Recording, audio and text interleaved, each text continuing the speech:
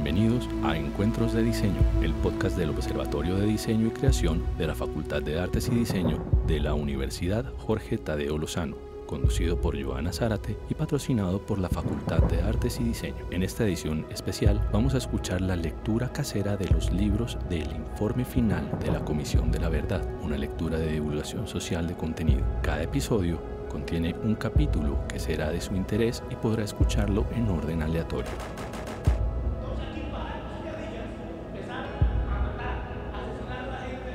Hola a todos y todas. En esta edición especial de Encuentros de Diseño queremos apoyar una iniciativa ciudadana de lectura casera del informe de la Comisión de la Verdad. En este episodio escucharemos a Rita Astrid Rodríguez Mendoza, docente e investigadora en español, literatura y artes, en pedagogía e historia de la educación en Colombia y América Latina, curadora e historiadora del arte y ensayista. Esperamos que sigan con esta lectura y la compartan con el mundo. Escuchemos. Hay futuro si hay verdad. Informe final, Comisión para el Esclarecimiento de la Verdad, la Convivencia y la No Repetición. No matarás. Relato histórico del conflicto armado. No matarás, el primer mandamiento de la democracia colombiana. Antecedentes históricos. 1920-1958. En los años 20 del siglo pasado, una vez terminada la Primera Guerra Mundial, el comunismo dejó de ser el fantasma que recorría a Europa y se convirtió en realidad. El triunfo de los bolcheviques en la Revolución de Octubre en 1917 causó pavor en países que sentaban las bases del libre mercado y del liberalismo. Los bolcheviques, al mando de la recién creada Unión de Repúblicas Socialistas Soviéticas URSS, derrocaron a los zares, expropiaron a los ricos, expulsaron a la iglesia, impulsaron la propiedad colectiva a través de los soviets e instauraron el gobierno de un único partido en cabeza primero de Lenin y luego de Stalin. Los comunistas aspiraban a extenderse por el mundo bajo la consigna proletarios de todos los países unidos. De manera muy temprana, las potencias capitalistas y la Iglesia Católica vieron en la Unión Soviética un eje del mal. Al mismo tiempo, el nacionalismo fascista emergía en varios países de Europa y Asia. En Estados Unidos estaba en marcha la doctrina que en 1823 el presidente James Monroe denominó América para los americanos y que a inicios del siglo XX fue reformulada por el presidente Theodore Roosevelt para aumentar su dominio comercial y político en el continente, especialmente en el Caribe. Desde entonces, el rol de Estados Unidos se caracterizaba por una particular mezcla de negocios y armas, algo que ya conocía Colombia desde la pérdida de Panamá en 1903. Esta separación del istmo, auspiciada y respaldada por Roosevelt, alimentó en algunas élites colombianas una especie de derrotismo y aceptación del predominio estadounidense en la relación bilateral.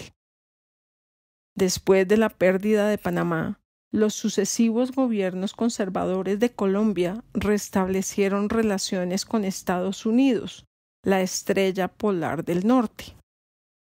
Este reacercamiento se consolidaría a partir de los 20 con una política exterior que se mantendría enfocada hacia Washington por el resto del siglo. En esta década, Colombia recibió $25 millones como reparación por el desmembramiento de Panamá y tuvo abiertas las puertas de millonarios empréstitos cercanos a los $280 millones, cuyo objetivo era básicamente construir vías de comunicación, condición necesaria para la modernización y el desarrollo económico. Esta prosperidad al debe se dio a cambio del compromiso del Estado colombiano de darle vía libre a la inversión estadounidense. Así, Colombia había pasado de la quiebra posterior a la Guerra de los 1000 días a la danza de los millones. Los gobiernos de Colombia buscaban insertarse en el comercio mundial con el café como producto estrella, mientras que Estados Unidos buscaba reservas de petróleo en estos lugares. Inversionistas europeos y estadounidenses impulsaron en Colombia las economías de enclave como parte de las estrategias del capitalismo industrial de la época, para insertarse en territorios extranjeros a partir de criterios económicos como el manejo de las materias primas, petróleo, oro, caucho, carbón, frutas tropicales, azúcar, banano, madera, el montaje de infraestructuras, caminos, vías férreas, puertos, canales, puentes, campamentos, la disposición de fuerza de trabajo y la imposición del consumo de mercancías producidas. Para ello se contó con el respaldo jurídico de la figura de las concesiones.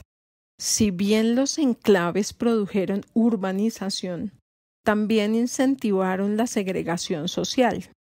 En los enclaves bananeros o los campamentos petroleros colombianos había bienes y servicios que no existían en los pueblos adyacentes. Caso extremo el ocurrido en el Magdalena Medio, donde la Tropical Oil Company, Troco, que llegó en 1919 a la región, construyó campo de golf, sala de baile y una infraestructura a la que no tenían acceso trabajadores ni pobladores y que en la memoria colectiva aparece como un apartheid rural. La mayor capacidad fiscal del país produjo un fortalecimiento estatal que fue insuficiente para abarcar el vasto territorio nacional. Grandes regiones eran vistas como tierras de salvajes o lugares vacíos, mientras que los poderes de facto adscritos a los directorios liberales y conservadores continuaron siendo la cara del Estado en muchas de ellas. La transformación capitalista produjo el crecimiento de sectores de la población como los campesinos que trabajaban en las haciendas, los obreros de las petroleras y de proyectos de infraestructura. Ellos protagonizaron levantamientos, marchas, huelgas y protestas en busca de tierra, mejores condiciones laborales o salarios. Las reclamaciones fueron leídas desde la sospecha comunista y reprimidas con la excusa de que hacían parte de un plan del comunismo internacional para derrocar el orden colombiano. Con el fin de atajar el descontento social en la década de los 20, se instituyó una legislación que castigaba duramente las llamadas alteraciones al orden público. Al conflicto social se sumó el conflicto político. Luego de casi 3 décadas de hegemonía, en 1930 los conservadores tuvieron que entregar el poder a los liberales. Estos últimos, conscientes de que el mundo respiraba nuevos aires y de que Colombia tenía que ponerse a tono para disfrutar de los miles de dólares de la modernización, promovieron una serie de reformas económicas y sociales. Las transformaciones lideradas especialmente por el gobierno de Alfonso López Pumarejo, 1934-1938, generaron oposición en sectores que preferían mantener el statu quo, tanto entre conservadores como entre liberales. Esta tensión se vivió con mayor intensidad en el ámbito educativo y en el campo. La reforma agraria fue vetada por sectores de las élites regionales, quienes lograron frenar sus alcances en el siguiente gobierno liberal de Eduardo Santos, 1938-1942.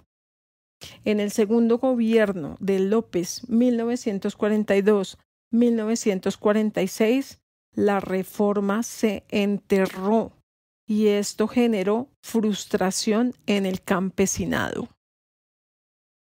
Durante los años en que el Partido Liberal gobernó, la insatisfacción social, que no pudo ser contenida por el reformismo liberal, y el anticomunismo continuaron, por lo que comenzó a gestarse un nuevo episodio del conflicto político. En 1946, los conservadores recuperaron el poder en cabeza de Mariano Ospina Pérez.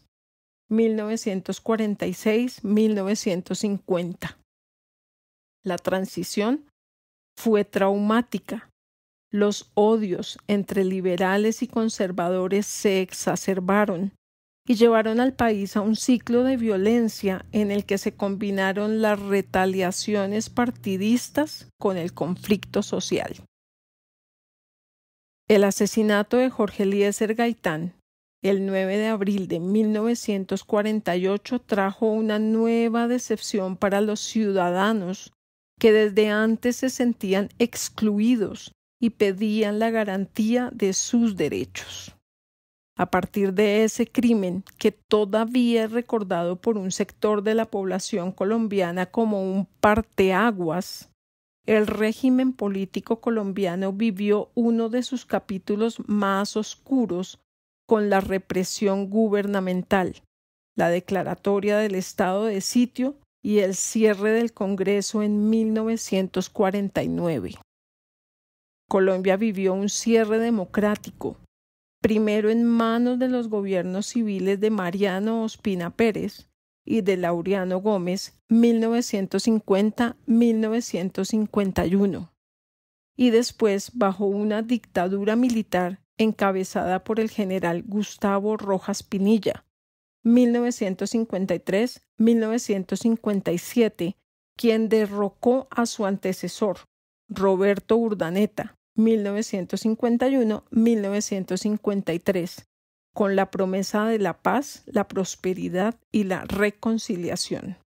De eso poco se dio, y, si bien Rojas buscó la pacificación por medio de amnistías y promovió reformas sociales, no dudó en utilizar la fuerza para reprimir el descontento en ciudades y campos.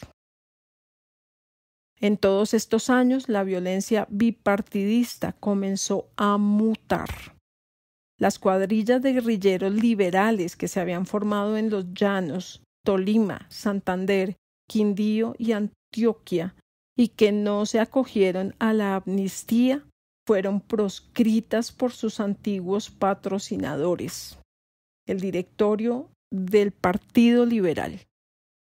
Lo mismo sucedió con los pájaros y chulavitas, que eran patrocinados por los conservadores. Al mismo tiempo, el Partido Comunista PC orientó la creación de autodefensas para contener los ataques del ejército y de los pájaros. Estos grupos se asentaron principalmente en zonas de la provincia del Tequendama, en Sumapaz y en el sur del Tolima, entre las fronteras con los departamentos de Huila y Cauca. Ellos fueron llamados bandoleros y tratados como criminales. La pacificación prometida por Rojas nunca ocurrió, con el agravante de que el general formó una fuerza política por fuera del bipartidismo que amenazaba los intereses de la dirigencia conservadora y liberal. Estos partidos, a su vez, aprovecharon la inconformidad de un sector de la sociedad colombiana hacia Rojas. Firmaron un pacto y lograron desmontar la dictadura. Así comenzó una nueva era en la que se volvió a prometer paz, reconciliación y prosperidad, y que se inauguró con un plebiscito. Los anteriores párrafos pueden dar una visión pesimista y sombría de la historia colombiana entre las décadas de los 20 y los 50. Y en parte es verdad. Las cifras de la violencia de los 40 y 50, por ejemplo, dan cuenta del sufrimiento de miles de familias. También es cierto que, durante un cuarto del periodo en mención, el país vivió bajo un cierre democrático. Sin embargo, vale la pena anotar que la violencia estuvo focalizada principalmente en las regiones andinas y que durante esos años el país comenzó su lento proceso de modernización e industrialización. En el marco de esta modernización, el Estado no pudo conjurar la agitación social ni la violencia social y política, asuntos que acompañarán este periodo y los siguientes, y se convertirán en sustrato de un futuro conflicto armado interno que dejará de ser focalizado para expandirse por el país. Reconocer los hilos conductores de las violencias no quiere decir que exista una relación de causa directa entre estos y el conflicto armado interno. El entramado de la guerra ha sido complejo y cambiante. Sus momentos, lugares y protagonistas no han sido homogéneos. La dialéctica del conflicto no solo está constituida por hechos de violencia o de paz, sino por las narrativas y percepciones que han tenido los actores involucrados, en donde se combinan frustraciones, agravios y codicias. A lo largo de esta historia habrá lugar para la fe y la esperanza, la desconfianza y el miedo, el amor y el odio. Todo ello hace parte también de la realidad.